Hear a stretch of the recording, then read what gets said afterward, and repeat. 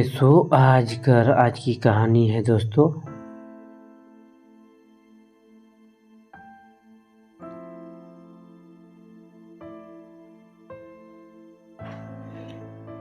एक सिपाही बहुत बलवान था, बहुत बहादुर था और बहुत लड़ने वाला था। उसका घोड़ा भी वैसा ही बलवान, बहादुर और लड़ने का हौसला रखने वाला था। एक दिन सिपाही अपने लड़ने घोड़े पर बैठकर किसी पहाड़ी रास्ते से जा रहा था। अचानक घोड़े का पैर पत्थर से टकराया और उसकी नाल निकल गई।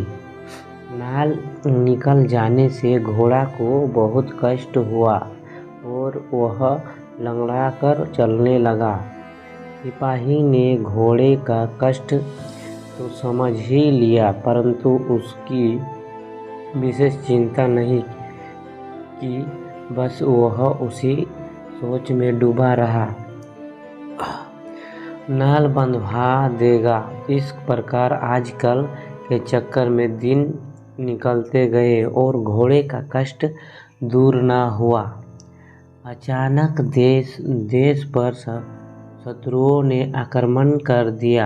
राजा की ओर से सिपाही को आज्ञा मिली, बस चल फौरन। पर अब सिपाही क्या करता? इतना समय ही कहाँ था कि जो घोड़े के पैर में नाल बंधवा पाता, परंतु लड़ाई पर तो जाना ही था। इसीलिए वह उसी लंगड़ाते हुए घोड़े पर बैठा और दूसरी सिपाहियों के साथ चल पड़ा। दुर्भाग्यवश घोड़े के दूसरे पैर से भी नाल निकल गई। पहले वह 3 पैर से कुछ चल भी लेता था, परंतु अब तो पैर क्या करता, किस तरह आगे बढ़ता। देखते देखते शत्रु सामने आ पहुँचे।